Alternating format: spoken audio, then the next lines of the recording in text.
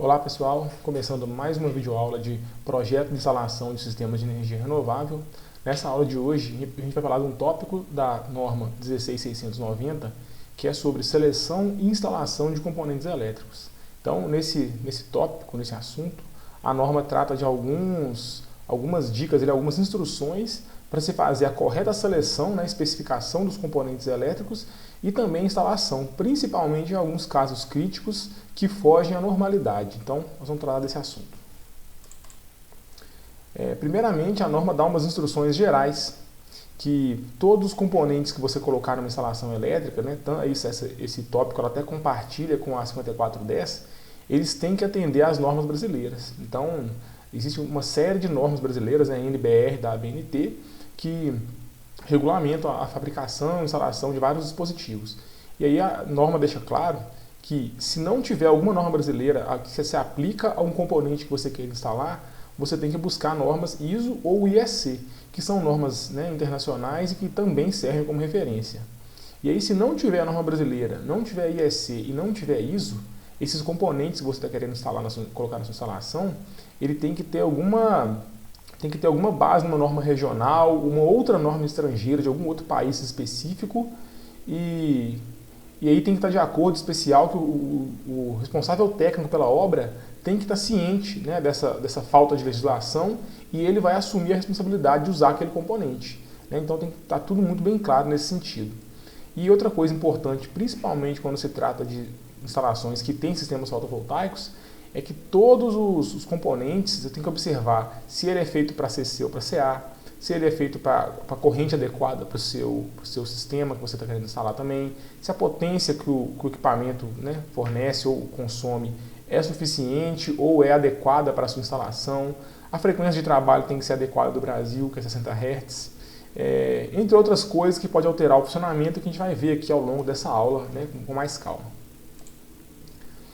Então, a primeira parte dessa norma vai falar ali sobre condições de serviço e influências externas. Então, tem uma série de influências externas que podem alterar o funcionamento de uma instalação elétrica e que elas não estão diretamente relacionadas tecnicamente com a instalação.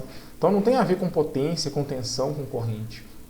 São aspectos ambientais, mas que tem tudo a ver com a instalação em si, porque isso vai alterar o funcionamento dela e principalmente pode causar ali problemas durante o funcionamento, pode causar redução da vida útil dos equipamentos também. Então eu coloquei aqui alguns exemplos dessas influências externas, que são temperatura, presença de umidade, altitude, exposição à poeira, presença de substâncias corrosivas, choques mecânicos, vibrações e entre outros. Então todos esses aspectos que eu mostrei para vocês podem ter grande influência no funcionamento de uma instalação. E aí eu coloquei para vocês aqui, esse tópico em especial, ele vem da norma NBR 5410 e ele é aproveitado pela norma 16690. Eu vou colocar para vocês aqui, se eu não me engano, essa tabela é a tabela 32 da NBR 5410, que tem alguns exemplos, lá tem uma tabela que mostra parâmetros, aspectos para você caracterizar a sua instalação ou o seu ambiente em relação a cada um desses termos aqui, e identificar quais pontos de atenção que você tem que ter na hora de projetar, instalar e especificar componentes. Então peguei um mais simples de entender para a gente aqui nesse momento, que é, por exemplo, a temperatura. Então você tem aqui a influência externa, a faixa de temperatura que o seu ambiente vai ter ali para a sua instalação funcionar. Você tem aqui um código, então cada faixa de temperatura tem um código específico. E nessa coluna da direita, você tem aqui alguma característica exigida para a seleção do componente. Então, por exemplo, o AA5, que é uma temperatura ambiente de 5 a 40 graus, é considerada normal. Então, você não precisa ter um cuidado especial na hora de escolher um componente para trabalhar nessa temperatura. Já um AA8, que é um ambiente que pode variar de menos 50 até mais 40 graus, já é um componente projetado especialmente para essa aplicação. Então, o projetista tem que tomar cuidado na hora de avaliar um componente para compra, que ele tem que tomar um cuidado totalmente especial com essa temperatura. Tem que comprar ou projetar, ou fabricar alguma coisa que seja próprio para esse ambiente. Então, é esse tipo de coisa que vai envolver a condição de serviço e influências externas. Outra tabela aqui também que vocês devem não conhecer a tabela, mas conhecer do que ela trata, que tem a ver com o grau de proteção do equipamento, o IP. Tem a ver aí com a proteção contra a penetração de sólidos e de líquidos. Então, a primeira de cima aqui, né, o código é IP, tem 2 dígitos. O primeiro dígito é o dígito relativo à proteção contra a penetração de sólido. Então, você tem aqui a classificação, tem aqui o tipo de sólido que vai estar presente no ambiente, e na direita aqui a classificação dele, que você tem que comprar o equipamento. Então, por exemplo, se for um equipamento que vai trabalhar num local com poeira intensa e que essa poeira pode penetrar no equipamento e prejudicar o funcionamento dele, por exemplo, um motor ou um inversor, você tem que comprar um componente que ele seja IP6 alguma coisa. O 6 aqui vai garantir que ele vai proteger o equipamento contra a penetração de poeira. Já o segundo dígito é a penetração de água, né, de líquido. Então você tem desde um código para desprezível, né, essa penetração de líquidos, até o código AD8, que é o código para submersão.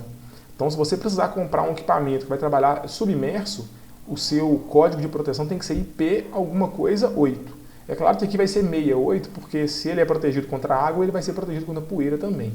Mas, por outro lado, se tiver, por exemplo, jatos de água que podem acertar esse equipamento durante o funcionamento dele, basta ser IP alguma coisa 5. Que o 5 aqui no segundo dígito já garante essa proteção.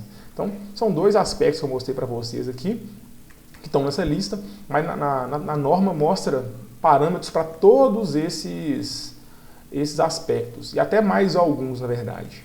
Tem também lá questões de vibração, de componente harmônica, distorção da forma de onda, variação de frequência. Então tem alguns outros lá que eu não vou mostrar porque não é tão essencial para a gente nesse momento. Mas é interessante vocês saberem que isso existe.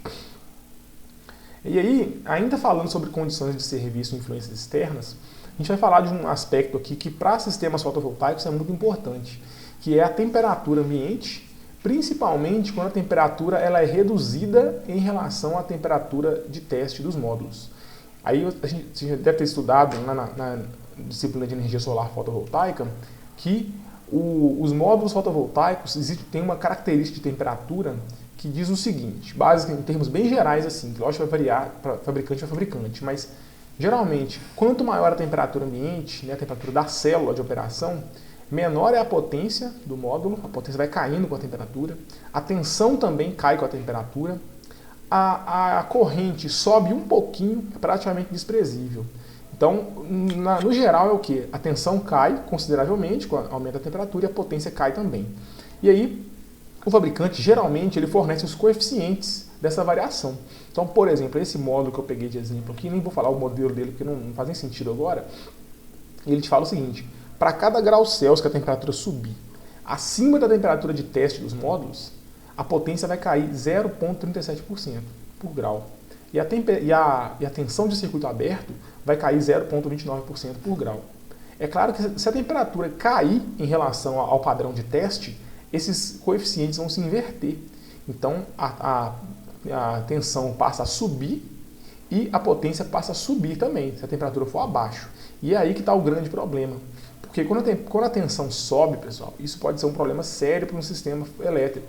Se você tiver dimensionado tudo muito próximo do limite, a tensão não pode subir mais. Isso pode causar defeito, pode causar rompimento de isolação de condutores e tudo. Então, nesse aspecto, a gente vai falar aqui um pouco mais sobre essa condição de serviço, porque esse aumento da tensão com a redução da temperatura pode ser um fator importante. E aí eu vou deixar claro para vocês que é muito improvável que isso aconteça aqui no Brasil, porque as temperaturas que a gente tem aqui no Brasil durante o dia são elevadas, né, em comparação com outros países aí do mundo, onde esse problema é um pouco mais severo, onde tem que ter um pouco mais de atenção. Porque é muito improvável que uma célula fotovoltaica funcione no Brasil com uma boa radiação solar, com a temperatura abaixo de 25 graus, que é a temperatura padrão de teste. Mas se isso for acontecer, a própria norma 16690 traz essa tabela indicando qual que é a faixa de temperatura que os módulos vão operar e qual que é o fator de correção que você tem que colocar na tensão dos módulos para poder fazer o correto dimensionamento dos inversores, da tensão máxima do sistema e tudo. Vou explicar para vocês mais ou menos como que funciona isso aqui. Vou dar um exemplo aqui. Por exemplo, imagina um módulo fotovoltaico, esse modelo aqui, CS6U330P, que é da Canadian Solar. ele tem as seguintes características de tensão de circuito aberto. Na condição padrão de teste, a tensão de circuito aberto dele é de 45,6 volts. Nas condições normais de temperatura da célula, vai para 42,5 volts. E ele tem uma característica também que nós temos que levar em conta aqui, é que o máximo de tensão que pode ter no sistema em que esses módulos estão instalados é 1000 volts. Então, se eu quiser fazer uma string com o máximo de módulos possível, eu preciso limitar essa string a uma tensão de 1000 volts, certo? Então, vamos pensar o seguinte, quantos módulos eu posso colocar em série? Se eu utilizar a tensão de circuito aberto das condições normais de temperatura da célula, eu vou chegar aqui a 23,5 módulos. Beleza? Então, é o máximo, ou seja, 23 módulos, né? Porque não tem como colocar meio módulo no sistema. Então, eu cheguei no limite aqui de 23 módulos. Agora, imagine que eu vou para uma temperatura, eu vou fazer uma instalação desse sistema num ambiente que tem temperatura entre 9 e 5 graus Celsius. Não o tempo todo, pessoal, mas vai ter momentos ali do ano que vai chegar nessa temperatura, com uma boa radiação solar, que é importante saber também. O que vai acontecer? Eu preciso jogar um fator no meu sistema, porque a tensão dos módulos ela vai subir um pouco. E aí pode ser que esses 23 módulos que eu calculei aqui seja muito. Faça que aquela temperatura baixa faça esses 23 módulos superar os 1000 volts, que é o limite do sistema. Então, o que eu vou fazer? Vou pegar essa tabela, procurar aqui a temperatura ambiente do meu local de instalação, que no caso lá vai variar de 9 a 5 graus em determinada época do ano, e aí eu vou descobrir aqui o fator de correção, que é 1,08. Ou seja, a tensão do módulo pode subir 8% dependendo da condição ambiental. Então, o que eu vou fazer? Vou calcular. Aí, nesse caso aqui, pessoal, eu já peguei a temperatura, a tensão de circuito aberto da condição de teste, porque é uma temperatura mais baixa do que essa temperatura de operação normal da célula. Então, eu peguei lá os 45,6 volts, multipliquei aqui para aumentar os 8%, foi para 49,25 volts. Então, nessa condição, o que vai acontecer é que eu vou conseguir colocar apenas 20 módulos. Ou seja, diminuiu 3 módulos só porque a tensão pode subir e ultrapassar o limite máximo do meu sistema. Certo? Então, essa é uma preocupação que a gente não precisa ter tanto aqui no Brasil, mas é importante a gente pensar nisso, até porque esse coeficiente ele está mostrando aqui só para temperaturas negativas, mas a gente sabe também que para positiva a tensão cai. Então, é o mesmo raciocínio, vai ajudar a gente também a entender outros aspectos dessa disciplina, né, junto com instalações elétricas e junto com energia solar fotovoltaica também. Então, eu vou partir essa aula aqui agora nesse ponto, porque está ficando um pouco grande, a gente continua no próximo vídeo.